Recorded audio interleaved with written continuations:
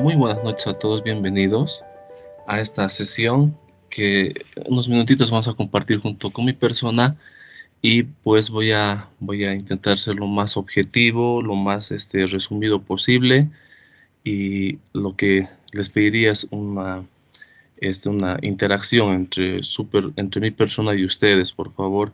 Sé que el mundo de la virtualidad hoy en día, pues, de repente es un poquito impersonal.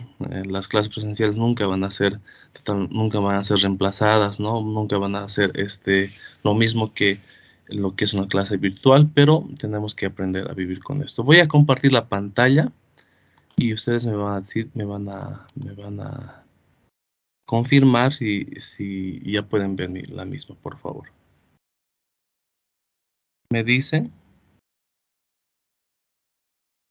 si alguien me podría decir que ya Sí está se viendo mi ve, pantalla. sí se ve. Bueno, gracias. Iniciamos entonces. Bueno, eh, esta, en esta sesión vamos a llevar lo que es instrumentos en investigación, objetivos y variables. Cuando yo reviso los trabajos, muchas veces las metodologías están un poquito deficientes. Pero ¿por qué se da este fenómeno? Porque los objetivos están mal planteados. Y si un objetivo está mal planteado, las variables también van a estar mal enfocadas. Por lo tanto, en esta sesión yo pretendo aclararles un poco ese panorama que de repente a muchos la investigación les resulta dificultoso, complejo, hasta absurdo, pero no.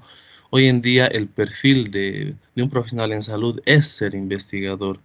Fuera de las especialidades, de los doctorados, las maestrías, diplomadas que puedan realizar, un personal de salud tiene que saber publicar sus investigaciones. De eso se trata hoy en día la medicina. Entonces, voy a contribuir un poco con esta sesión con eso. A ver, Eh, vamos a la siguiente. Creo que no estaría muy bien. ¿Cuáles son los objetivos de esta presentación? Siempre, antes de iniciar cualquier trabajo, cualquier presentación, márquense objetivos, doctores, doctoras. Entonces, y al final de su informe, las conclusiones tienen que poder haber recabado, haber llenado el objetivo, haber satisfecho el objetivo que ustedes se marcan. Por ejemplo, en esta exposición lo que vamos a hacer es marcar lo siguiente, ¿ya?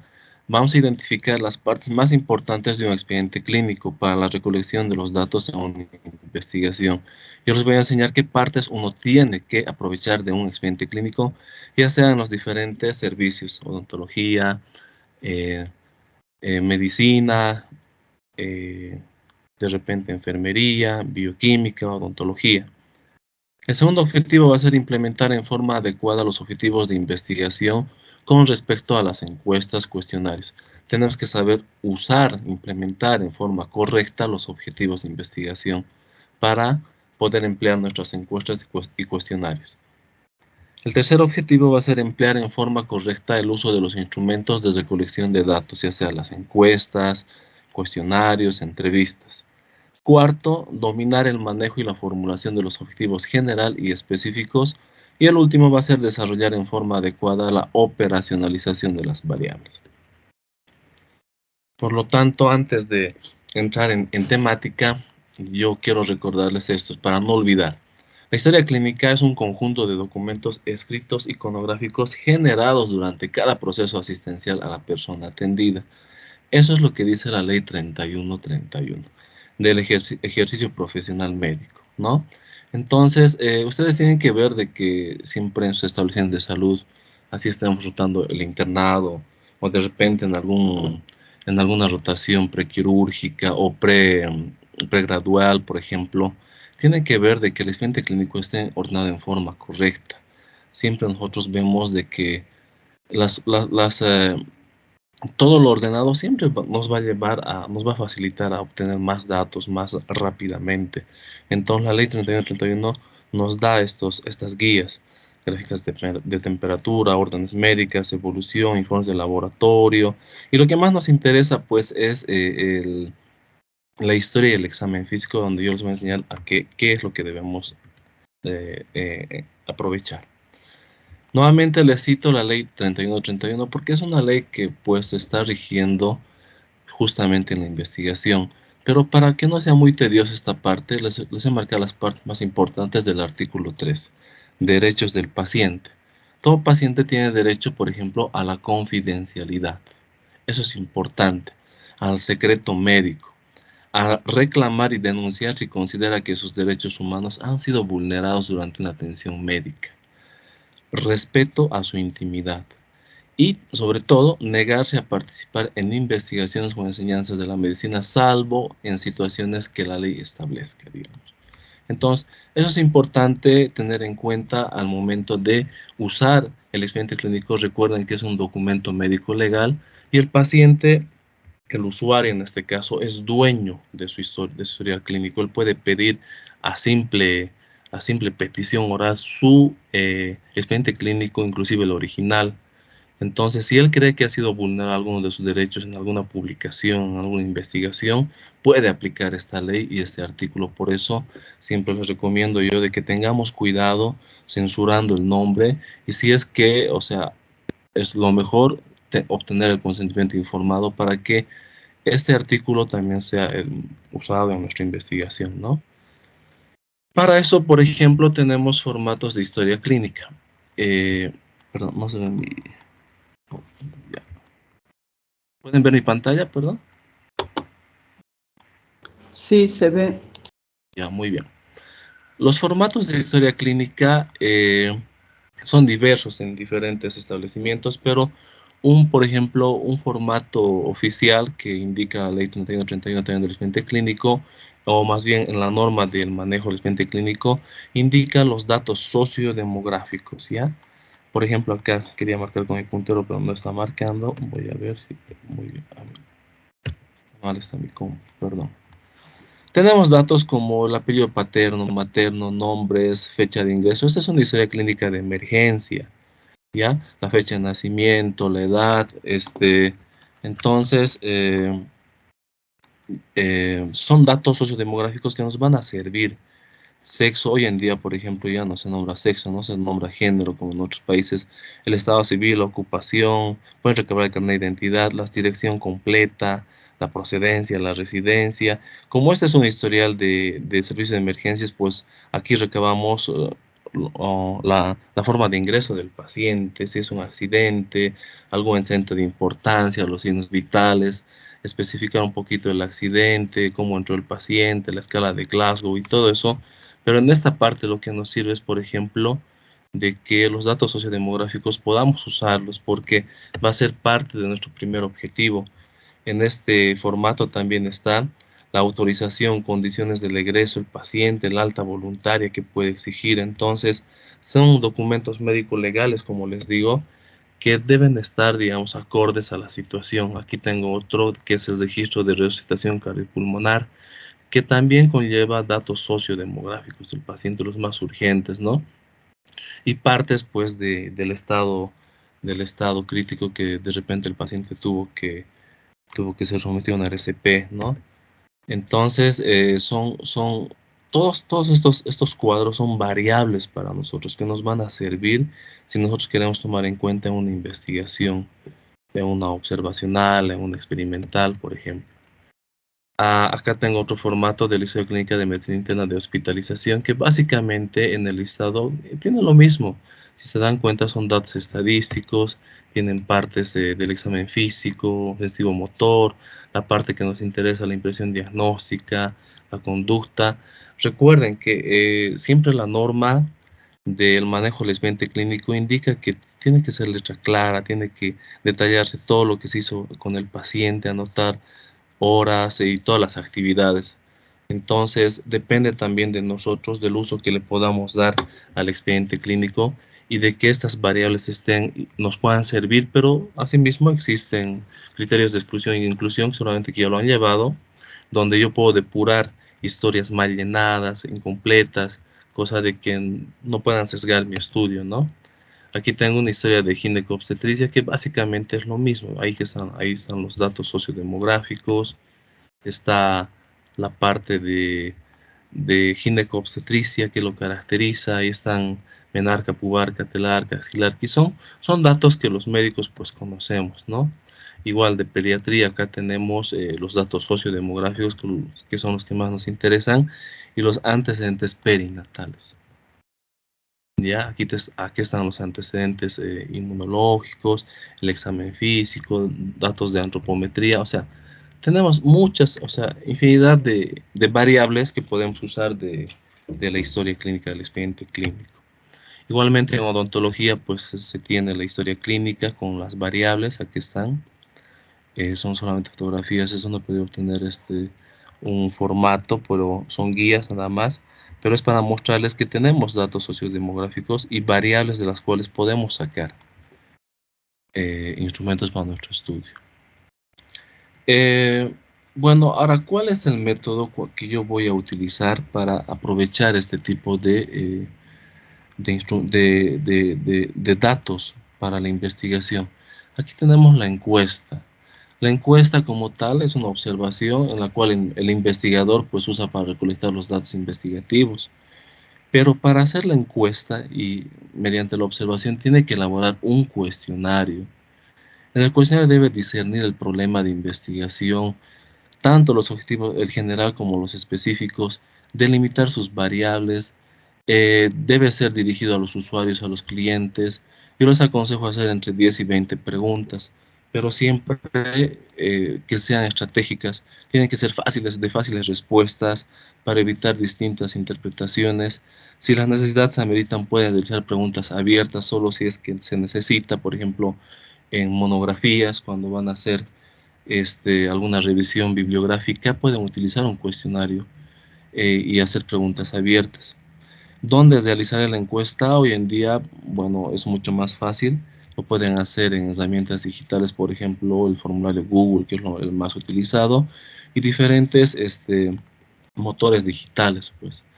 Esto es importante porque a la hora de que tengan resultados, ya lo pueden codificar, tabular y directamente van a obtener resultados hacia primera vista, frecuencias absolutas, relativas. La encuesta, les voy a mencionar algunos ejemplos, pueden ser de datos sociodemográficos, edad, sexo, procedencia, residencia, lugar de nacimiento, nacionalidad, entre otros. Esta partecita, bueno, es como una estrategia que les quiero mostrar. En muchos trabajos he visto que colocan etcétera y hoy en día, les digo, revisando bibliografías y trabajos, no está bien utilizar el término etcétera. Entre otros queda mejor porque colocar dos, tres palabras luego etcétera quiere decir como que no hemos revisado un poco. Pero este candadito que les estoy mostrando nos ayuda de repente a hacer una narración más efectiva. Podemos hacer preguntas de hechos, personales no patológicos, personales patológicos, heredofamiliares. Podemos hacer preguntas de acción, preguntas de ocupación, actividades diarias. Otros ejemplos son preguntas de información, si conoce la tuberculosis o los programas, por ejemplo, hoy en día el COVID, ¿no? Preguntas de intención, percepción de las enfermedades o preguntas de opinión, proyecciones de las actividades. Entonces, son datos que nosotros tenemos que saber utilizarlos y elaborar un cuestionario en forma estratégica. Aquí les he colocado un ejemplo. Una vez hice una monografía del uso del consentimiento informado. Eso, o sea, aprovechando un poquito el ejemplo, quiero orientarles a que una monografía siempre debe perseguir un fin, un objetivo, porque yo veo que en los trabajos simplemente relatan lo que han revisado, pero cuando ustedes hacen las conclusiones deben proponer algo. Por ejemplo, acá hemos visto el uso del consentimiento informado. Hemos hecho preguntas sencillas, la edad, si conoce o no conoce el consentimiento informado. Ahí están las respuestas, sí, no, si conoce las ventajas, las desventajas, o sea, bien sencillo. Tienen que hacer una guía donde se encuentre en qué lugar están haciendo, quién está haciendo la encuesta, el nivel de atención, por ejemplo, del hospital cuando yo hice, y el objetivo, obtener el conocimiento con respecto al comportamiento del fenómeno en investigación. Este es el objetivo que estamos observando, o sea, estamos viendo, por ejemplo, al personal de salud, en este caso, si es que conocía el consentimiento informado, pero en su sitio laboral. Entonces, de acuerdo a eso, hemos hecho igual acá en la guía las preguntas respectivas. Conoce el consentimiento, las ventajas, las dificultades y el uso correcto. Entonces, las respuestas tienen que ser sencillas, sí, no, un poco o alguna observación. Entonces, con eso, por ejemplo, ¿qué estamos proponiendo? Implementar en forma correcta el uso del consentimiento informado, que de hecho, pues por obligación ya deberíamos conocer, pero siempre es bueno hacer una monografía, como ustedes quieran, por ejemplo, en algún tema agarrar, pero siempre propongan una solución, algo de que sirva, ¿no? Pasando a otro punto, el trabajo de campo, por ejemplo, consiste en la obtención de los datos mediante métodos de observación y recolección de datos. Pero el trabajo de campo es más que todo, se puede utilizar en ciencias sociales, antropología, pero también en algunas áreas de profesiones sanitarias, porque es un trabajo que vamos a realizar en el campo, sobre todo la parte de salud pública. Tenemos estrategias, la observación cualitativa, por ejemplo, es menos invasivo, el investigador se integra mínimamente a la sociedad que estudia, recopila los datos a través de la comunicación verbal. Aquí hay grupos focales, por ejemplo, donde se está realizando una entrevista grupal, pero lógicamente para eso yo he preparado, perdón, un cuestionario donde estratégicamente estoy viendo qué voy a investigar, qué voy a analizar.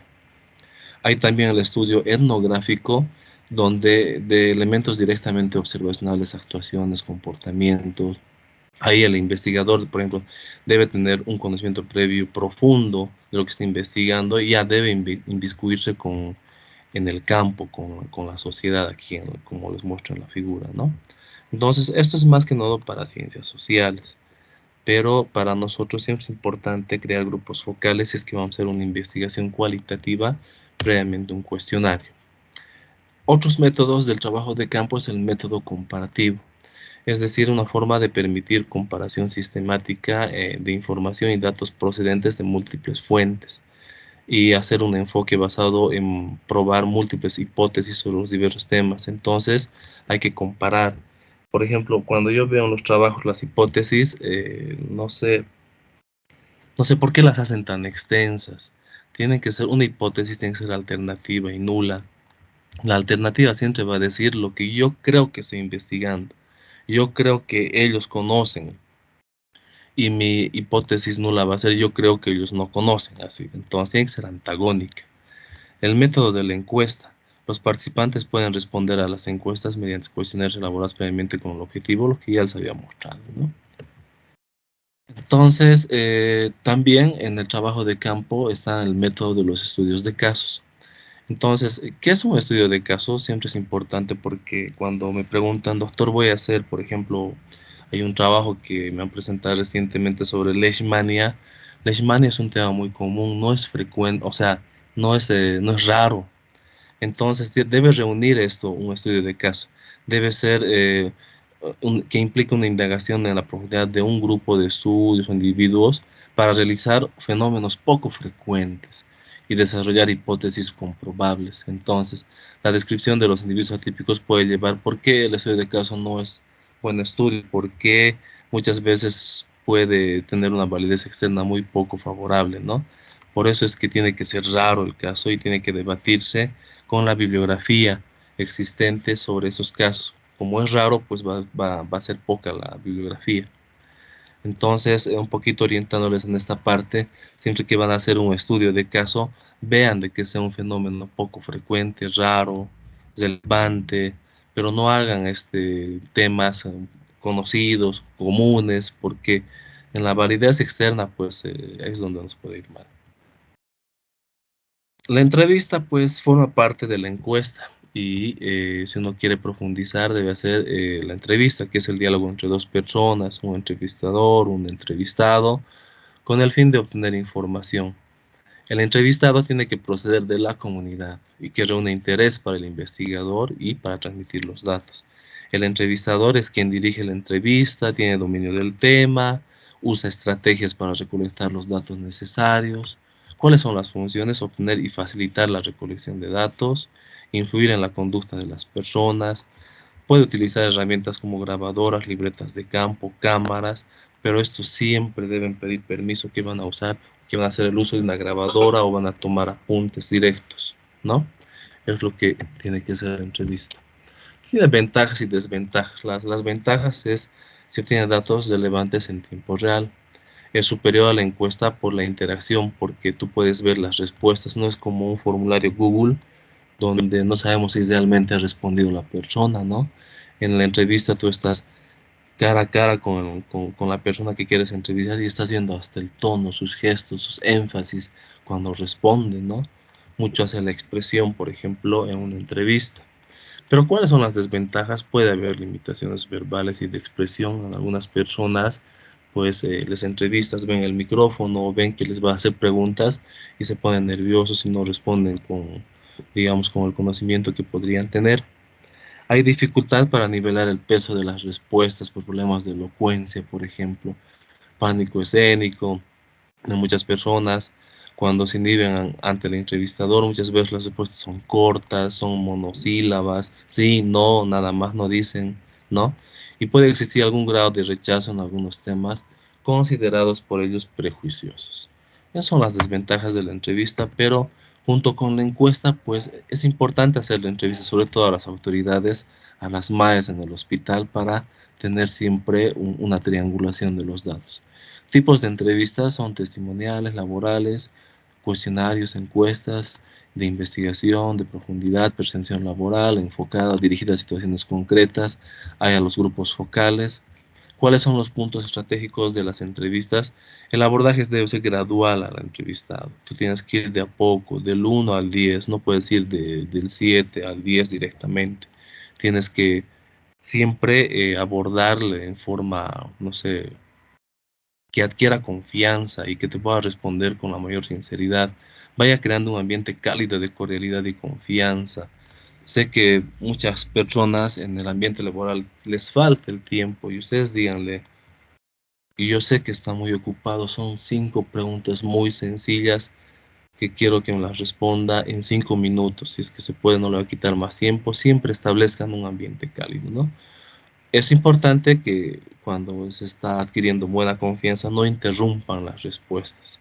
Usen frases comprensibles, sean puntuales, sean corteses. Este es un punto bien importante. Mucha gente hoy en día se olvida de la educación, pues es importante, es el sello de casa, el saludo. Entonces, ser educado pienso que es la parte más importante de una entrevista y para cualquier profesional. Tener claros los objetivos de la entrevista, no titubear, no dudar, por eso tienen que elaborar la guía de la entrevista antes de la entrevista, tienen que tener ahí sus preguntitas y sobre todo no exceder los 10 minutos. Bueno, aquí hay un ejemplo de una entrevista donde hice yo a la dirección, justamente duró 5 minutos nada más porque era en un horario con menos carga laboral, hay que ser estratégicos en ese punto. Preguntar sobre el consentimiento informado, si conoce la normativa vigente, las dificultades, el uso correcto, si conoce las herramientas pertinentes para poder subsanar la problemática del uso correcto, cuáles son los obstáculos. Entonces, son preguntas que no lo he hecho a cualquier persona, hice directamente a la dirección del hospital. Entonces, y tienen que tener en su guía las respuestas, la parte más, digamos, esencial. Por ejemplo, la pregunta uno, todos tienen conocimiento según la dirección. Si conocen, sí, conocen, pero los que realizan auditorías son más correctivos. O sea, conocen ellos las dificultades, pero realizan auditorías formadas para identificar si han aplicado o no. Entonces, seguimos todavía en duda ahí, ¿no? Todo el personal, en la pregunta 3, ¿cuál es la percepción que tiene sobre el uso correcto del consentimiento informado en el hospital? Todo el personal, antes de desarrollar su actividad laboral, tiene la obligación de conocer y aplicar la norma vigente. Y eso es importante durante el ejercicio del profesional en cualquier ámbito. Debe aplicarse normas, no se las debe debatir, se las debe cumplir. Entonces, ahí hemos preguntado el criterio de las herramientas pertinentes para subsanar la problemática del uso correcto y la dirección nos dice que ellos deben revisar las PRONACs, ¿no? Entonces son normativas que están vigentes. ¿Y qué propone? O sea, ¿cuáles son los obstáculos que podrían presentar durante la aplicación de las herramientas? Dice muchas veces lo que todos conocemos, la falta de participación del personal en los comités y en los talleres, ¿no? Entonces, solamente este es un ejemplo de una entrevista y cómo debe ser implementada en nuestras investigaciones, sobre todo cuando son cualitativas, ¿no? No sé si hasta este punto tienen alguna pregunta. Vamos a pasar a los objetivos. Si alguien tiene una pregunta, por favor, la puede hacer.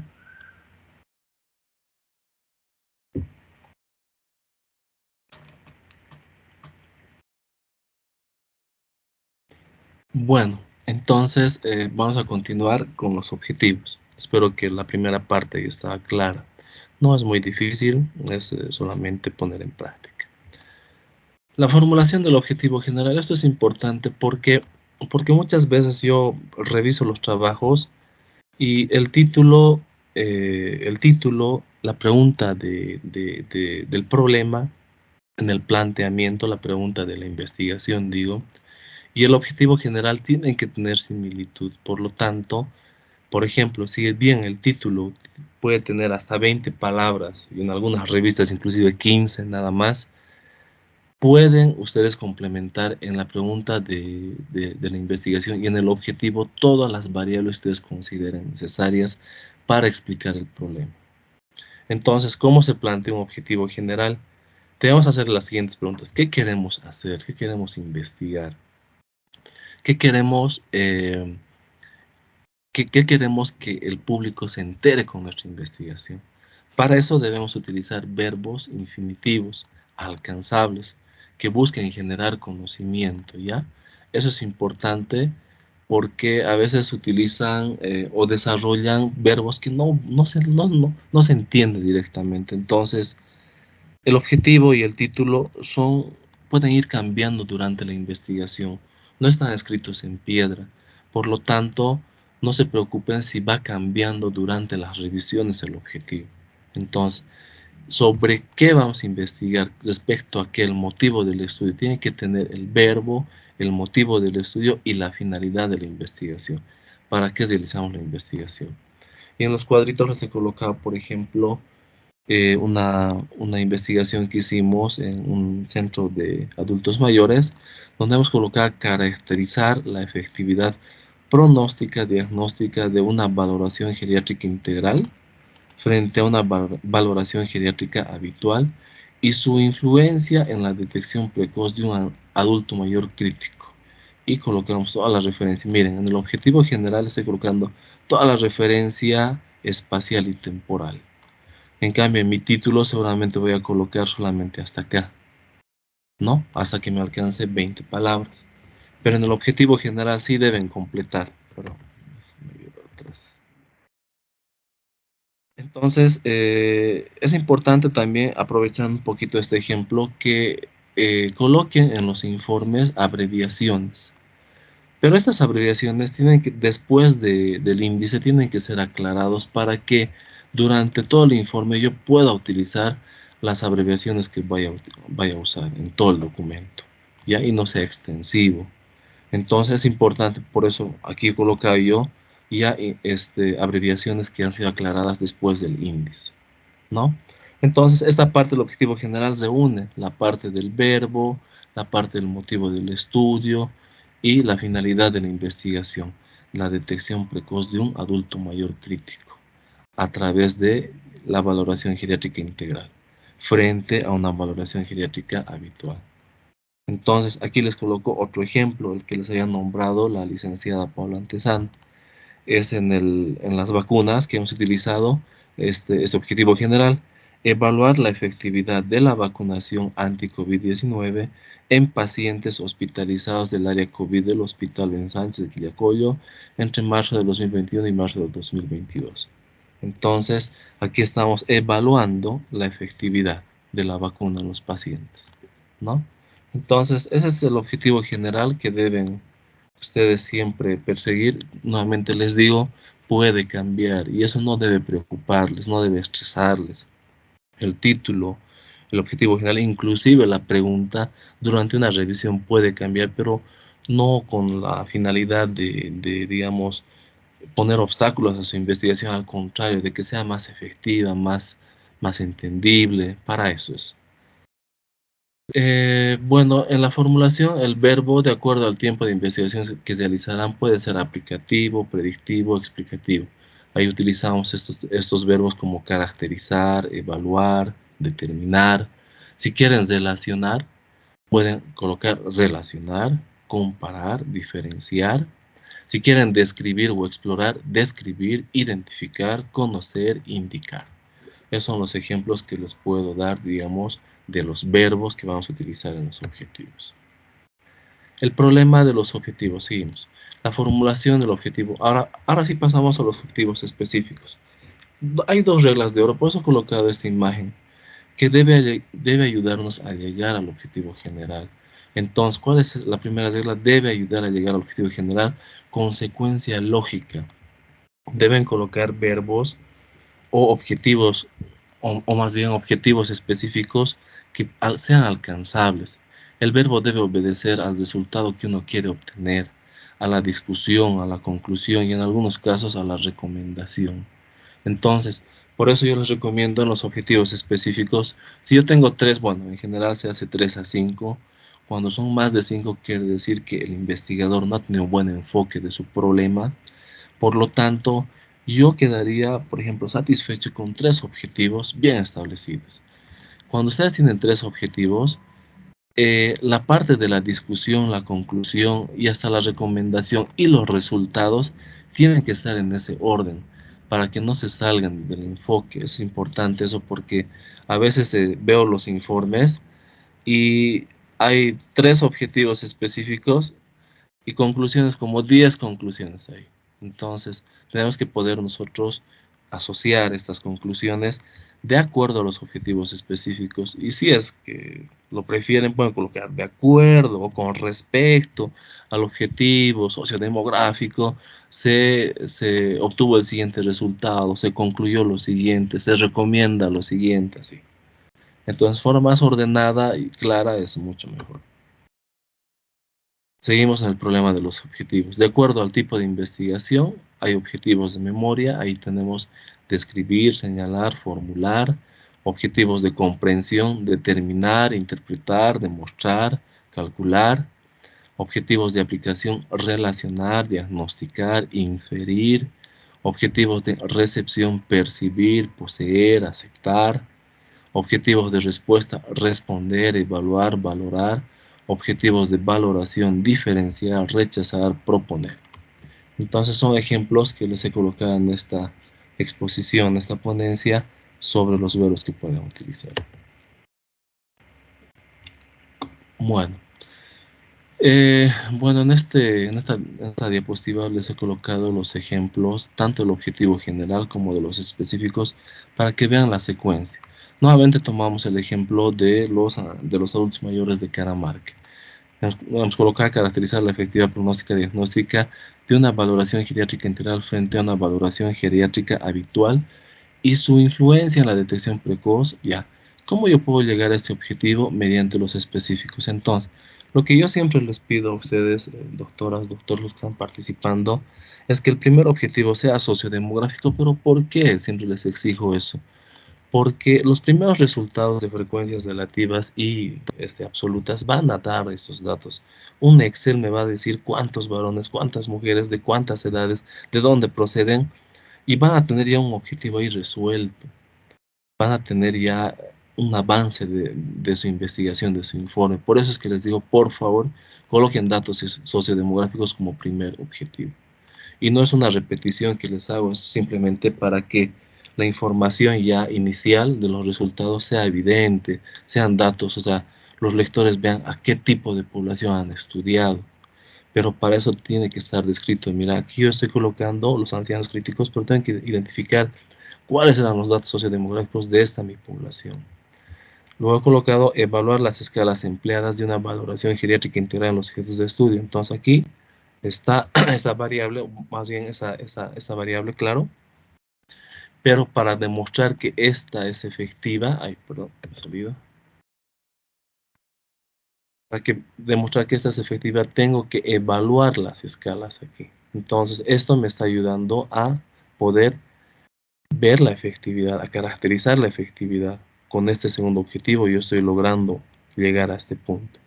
Y como quiero ver la detección precoz de adultos mayores críticos, determinar la influencia como factores de detección precoz de las escalas empleadas en una evaluación geriátrica sobre la morbilidad. Entonces, ver a un anciano, a un adulto mayor, perdón, crítico, es saber utilizar esas escalas, pero viendo la morbilidad, ¿no? Entonces, un trabajito de hace años. Bueno, ahora el trabajo reciente que hemos podido realizar con los estudiantes igual de Univalle es este: evaluar la efectividad de la vacunación anti-COVID en pacientes hospitalizados del área COVID del hospital, ¿no? Aquí está toda la referencia, como les he dicho, referencia temporal y espacial. Pero, ¿qué debo yo utilizar para llegar a este objetivo? Aquí está. Evaluar si la decisión de realizar la vacunación tiene relación con alguna variable sociodemográfica considerada en el estudio. Entonces, si, por ejemplo, el paciente procedía, no sé, de alguna provincia y fue vacunado en algún lugar y llegó al área COVID, yo tengo que evaluar esa parte si es que ha tenido una significancia en el estudio. Evaluar si existe relación entre la recepción o no de la vacuna y la condición de la alta hospitalaria. Entonces, si yo estoy analizando efectividad de la vacuna, tengo que ver si la vacuna hizo o produjo algo en la condición del alta, si el paciente se fue mejorado, se fue complicado, si falleció, si fue referido. Entonces, todo eso yo estoy analizando en este segundo objetivo para ver la efectividad. Evaluar si existe relación entre la recepción o no de la vacuna y las condiciones del contagio. Entonces, ahí estoy evaluando si las personas vacunadas igual han sido contagiadas. Entonces, son formas de que yo puedo nuevamente demostrar la efectividad de la vacuna si es que, como decían, digamos, a un inicio de la pandemia, la efectividad y daban porcentajes. Entonces, en este pequeño estudio he querido demostrar si hubo alguna efectividad con respecto al contagio. Y bueno, el último objetivo ha sido comparar las funciones de supervivencia entre los pacientes vacunados y no. Entonces, ahí hemos visto mortalidad.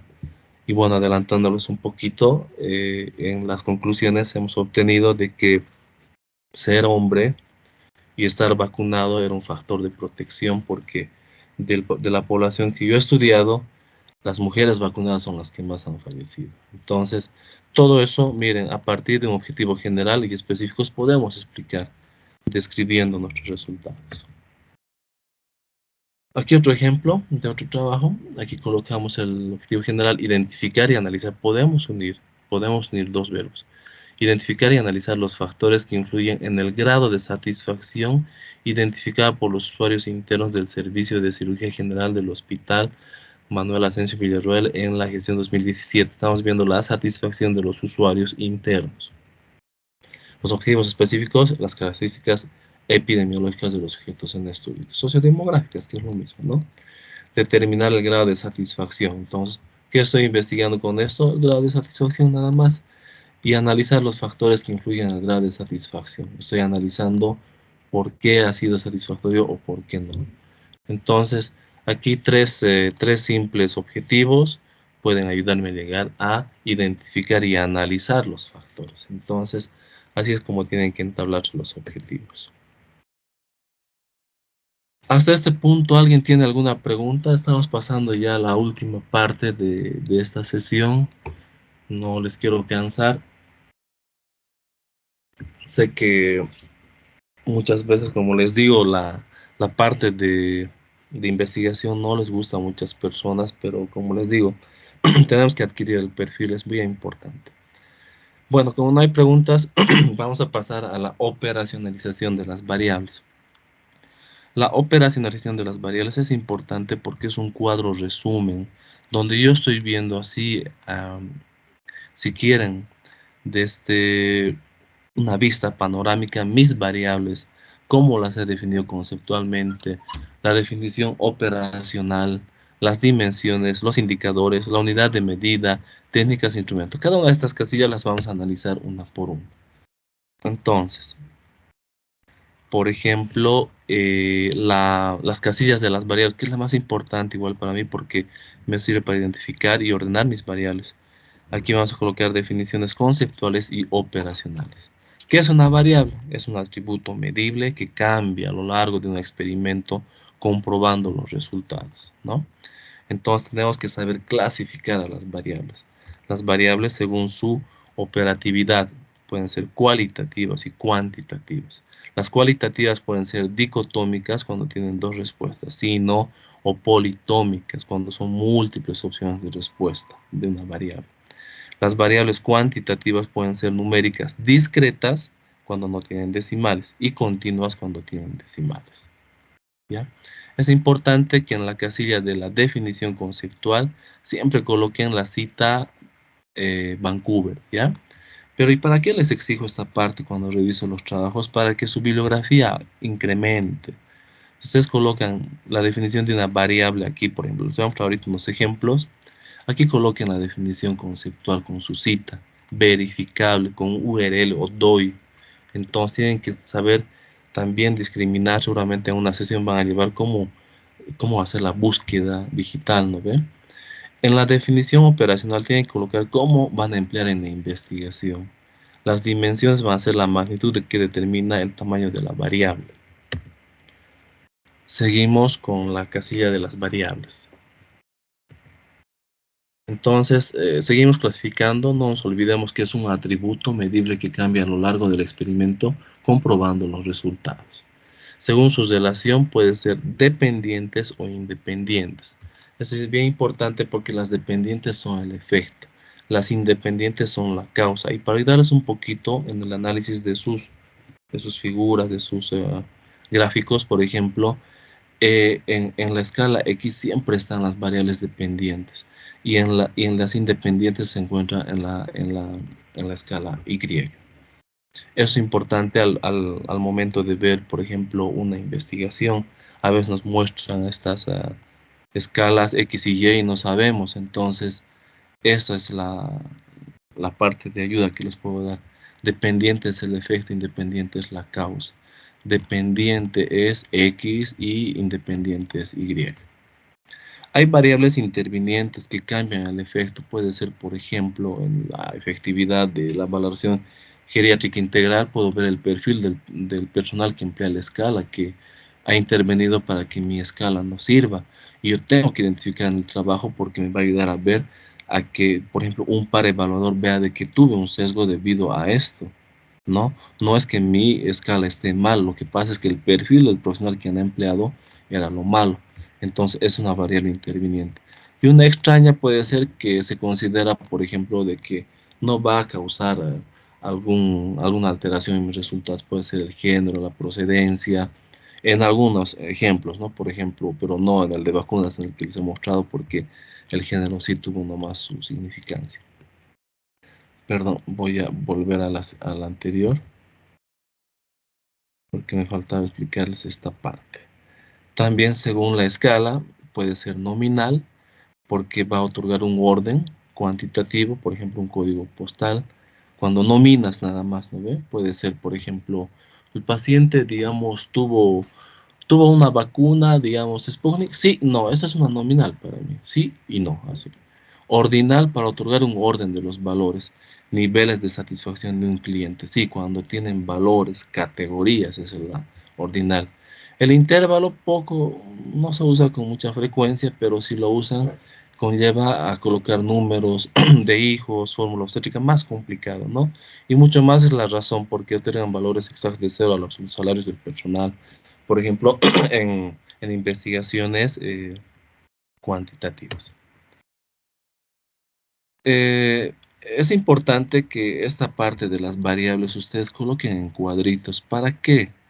Para que en el momento, en el mejor escenario, si fuera para defender una investigación, ustedes utilizan estos cuadros resumen, así como el cuadro de operacionalización de las variables. Ustedes pueden dividir aquí en variables independientes, dependientes, extrañas, intervinientes. Eso quiere decir, o sea, y colocan que ustedes lo han elaborado, ¿no? Aquí, por ejemplo, en la investigación de vacunas se coloca las independientes, ¿cuáles son? Todas las vacunas que están disponibles.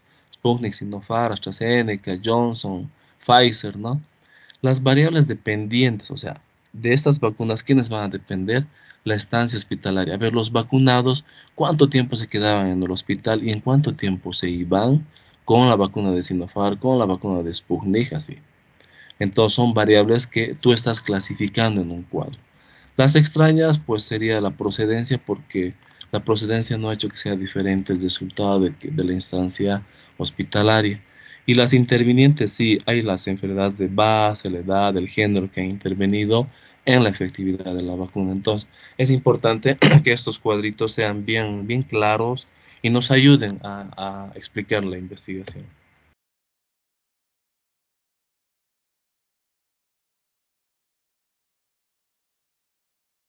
Bueno, continuamos con las casillas de la operacionalización de las variables.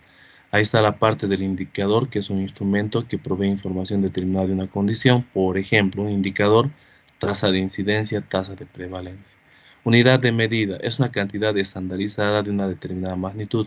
Números de enfermos, en un tiempo determinado, números de fallecidos. Técnica, conjunto de procedimientos. Ahí lo que les explica la observación, la entrevista, la encuesta, el cuestionario. Y los instrumentos siempre van a ser, ¿qué instrumento yo he utilizado para esta técnica? Mi guía de observación, mi guía de encuesta, mi guía de entrevista, por ejemplo, mi hoja de recolección de datos. Eso es lo que tienen que colocar en esta parte, no es difícil.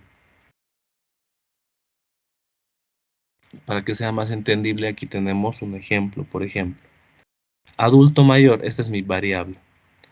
Yo coloco la definición según la OMS y coloco la cita Vancouver. Coloco la definición operacional en mi investigación, personas cuya edad sea mayor a 60 años.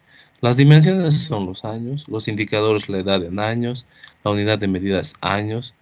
¿Cuál es mi técnica? Tabla de recolección de datos porque saca yo de historias clínicas.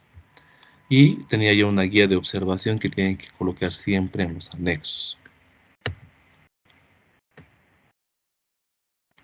Aquí les voy a mostrar otro ejemplo. Este es de las vacunas, que es el siguiente. Aquí está vacuna, una variable. La definición, siempre, si quieren incrementar, coloquen hasta dos referencias, no hay problema.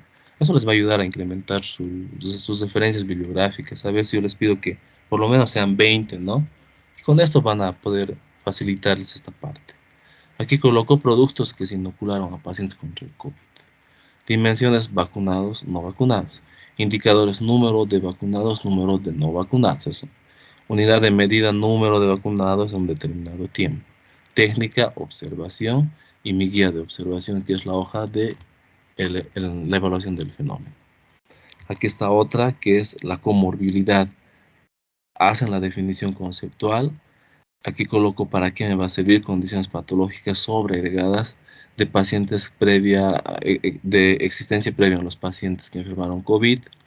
En las dimensiones pacientes con enfermedad de base, pacientes sin enfermedad de base, indicadores números de pacientes con enfermedad de base, unidad de medida, número de pacientes con enfermedad de base y sin enfermedad de base, técnica tabla de recolección de datos y mi guía de observación.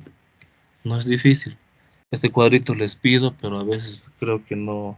¿Saben por qué no lo hacen? Creo que les cuesta un poquito colocar la disposición horizontal, pero son trucos de Word nomás que ustedes deben revisar en algún tutorial si tienen alguna dificultad. Pero se ve mucho mejor en una disposición horizontal y también para una defensa, ¿no? Bueno, ya estamos llegando a la parte final que son las conclusiones. Para mí las conclusiones es lo más importante, las partes más importantes del agente clínico tienen que correlacionarse con los objetivos de investigación. Por ejemplo, los datos sociodemográficos, antecedentes personales no patológicos, patológicos, los diagnósticos de ingreso, entre otros. Esas son para mí las partes más importantes que ustedes deben aprovechar de los expedientes clínicos. Número dos, para poder emplear en forma correcta los instrumentos de recolección de datos de investigación, deben establecerse estrategias para su empleo y elaboración. Ahí están las guías que les decía. Debe existir guías para que pueda ser más fácil esto. Y sus guías tienen que estar en sus anexos, así van a revisar a cada momento. El objetivo general debe ser alcanzable y los objetivos específicos deben ayudar con secuencia lógica a llegar al objetivo general. No se compliquen con objetivos específicos. Yo veo que a veces colocan imposibles.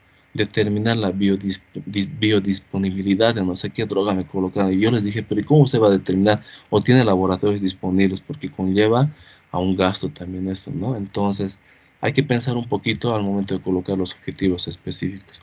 Y la operacionalización de las variables, que es un cuadro resumen que ayuda al investigador a desarrollar y defender el proceso de investigación. Esas son las cuatro conclusiones de los cuatro objetivos que les había mostrado al inicio. Lo que yo les recomiendo es lo siguiente.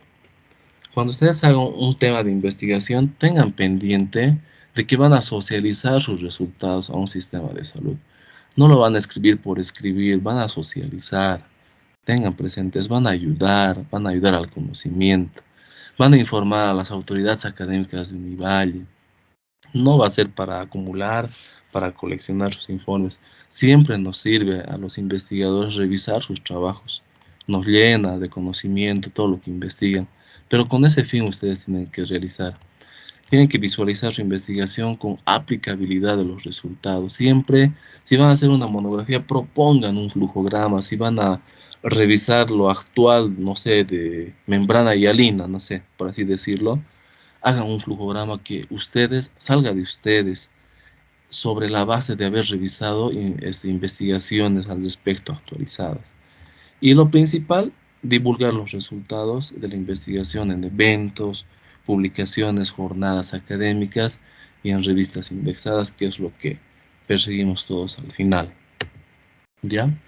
Bueno, pues como no hubo preguntas durante la sesión, les agradezco mucho su atención.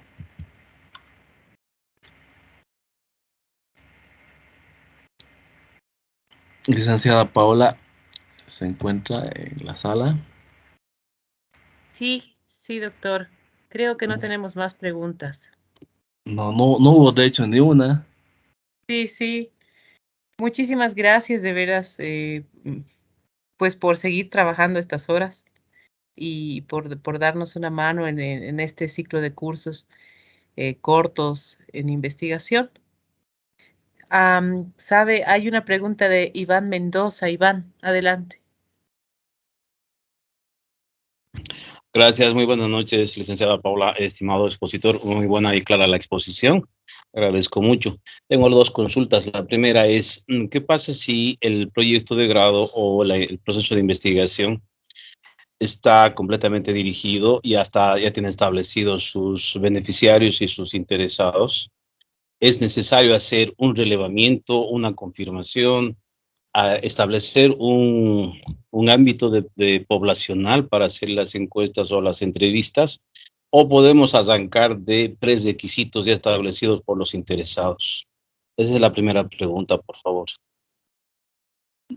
Disculpe, Iván Mendoza, una vez más, por favor, lo escucha con alguna interrupción. Claro que sí, espero que me escuche mejor ahora.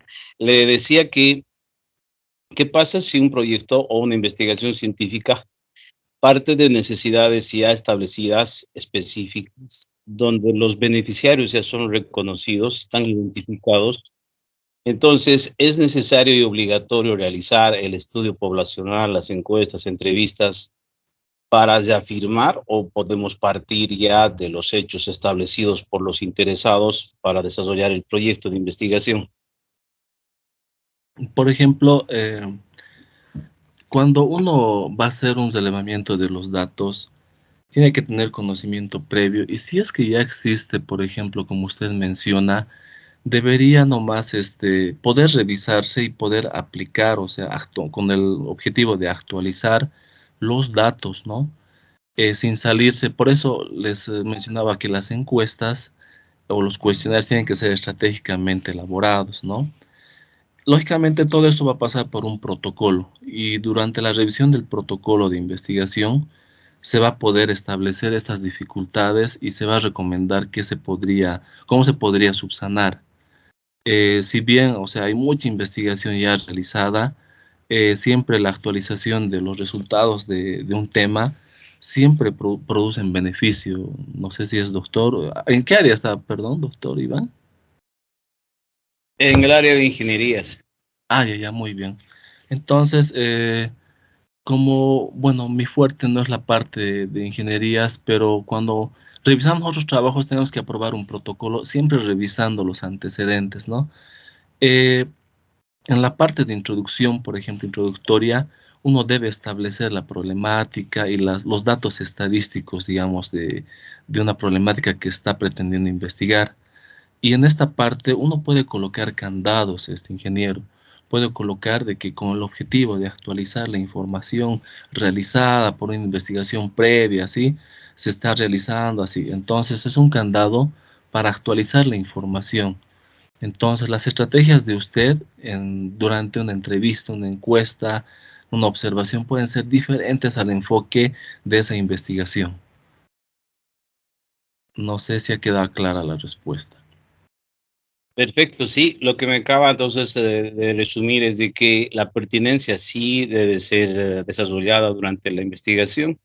Uno, para confirmar y dos, tal vez para ver la temporalidad todavía del estudio, ¿no? Si todavía es pertinente o no y confirmar si esa pertinencia aún es necesaria para un conjunto de interesados, ¿verdad?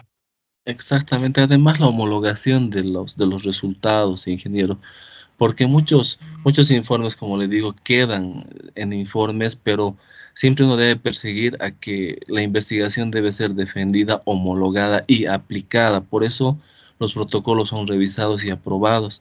Y cuando uno obtiene el resultado, ya sea positivo o negativo, estos resultados tienen que ser publicados para ver de que otro investigador pueda tomar como referencia su informe, su investigación para mejorar o para modificar, pero siempre como referencia la investigación previa, ¿no? Sí, Ingeniero, perfecto. ¿tiene otra pregunta? Sí. Sí, sí, por favor, tengo una más. ¿Qué pasa cuando nosotros definimos los objetivos específicos? Acontece lo siguiente por la experiencia de varios proyectos que he codirigido, comerciales, empresariales, académicos. Especialmente los académicos, por ejemplo, nos observan el hecho de que la cantidad de objetivos específicos es escasa, que tienen que ser de 8, por lo menos 8 objetivos específicos que declaren el proceso para encontrar el objetivo general. De acuerdo, pero mi concepto, al igual que el suyo, es los objetivos específicos deben ser justos y cabales para demostrar el proceso lógico para cumplir el objetivo general, no más allá. Pero ¿cómo justifico ante jurados que digamos, se establece como norma en ingeniería que deben tener por lo menos 6, sí o sí? Si no, no sirve el proyecto. ¿Cuál Como, argumento? sí, sí, sí, ingeniero. Como le digo, la parte de ciencias de la salud es lo que yo reviso, en lo que yo me he especializado. La parte de ingeniería, pues en realidad no he tenido contacto con ningún trabajo, pero lo que siempre he visto en las revistas también y también en muchos trabajos publicados y sobre todo en la parte de la formación es que cuando uno aplica más de 5 objetivos, se, eso quiere decir que no ha enfocado bien el tema central, el objetivo, el tema que está investigando. Entonces, cuando salen más objetivos específicos, intenta explicar algo que no está bien enfocado. Cuando yo veo, por ejemplo, hasta 5 objetivos, intento fusionar dos que tengan la misma, la, mi- el- la misma esencia, por ejemplo, el mismo camino hacia el objetivo general. Si, por ejemplo, eh, le, le coloco un ejemplo de medicina. Un objetivo me habla de síntomas y otro de signos. Yo les digo, ¿por qué no unen estos dos y me hablan de la clínica, más bien de la patología? Ahora, con respecto al tema de ingeniería, pues no tengo yo conocimiento de cuántos en general les piden, pero como normativa, digamos, como recomendación y experiencia, inclusive hasta para exponer, cuando uno ve demasiados objetivos, pues hasta el lector dice, no, son muchos temas, así. Cuando nosotros hacemos la revisión de los trabajos, siempre les recomiendo que en los párrafos estén en 10 renglones la idea central y si es que no les alcanza, pues tienen que pasar a otro párrafo. Y lo mismo con los objetivos, si es que son numerosos, pues va a ser más difícil, va a ser más amplia la investigación.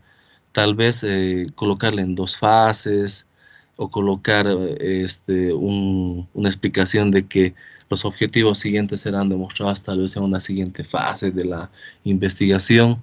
Tal vez así, ingeniero, pero Así personalmente no he revisado investigaciones en su ámbito. Tiene razón, doctor Julio, gracias. Lo que pasa es que en ingeniería nosotros cuando construimos los objetivos específicos generalmente adoptamos una metodología de producto, la cual está detallando el proceso científico apegado a la ingeniería para procesar y obtener ese producto deseado como proyecto. Entonces, si cumplimos eso y nosotros forzamos por querer expandir los conceptos, los objetivos específicos, podemos entrar en el error de que un objetivo lo convertamos en tareas. Entonces, ya no, una tarea sabemos que no es un objetivo. Entonces, es Exactamente. esto, ¿no? Sí. Sí, sí, ingeniero. Creo que va a haber una sesión, licenciada Paula, sobre investigación en ingeniería, ¿no? Ha pasado el miércoles de la anterior semana, pero lo pueden revisar en, eh, en el YouTube. Ahorita les pongo la carpeta donde lo pueden revisar al ingeniero Iván.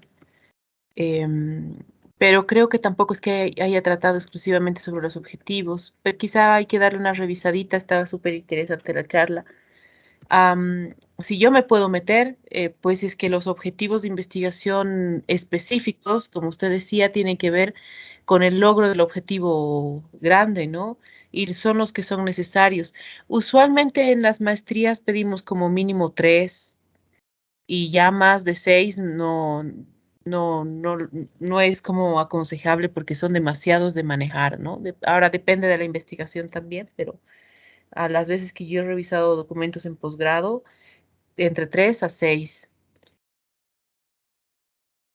Eso, si me permite meterme. Y luego en el chat ya he puesto la carpeta donde pueden ver los videos de que han estado hasta el día sábado, los cursos, y ahí sin problema podrían revisarlos.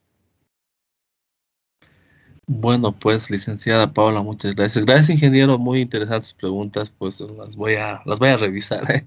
No voy a quedar sin dormir hoy día revisando esa parte de ingeniería. Le agradezco mucho las preguntas. No sé si hay otras. Gracias.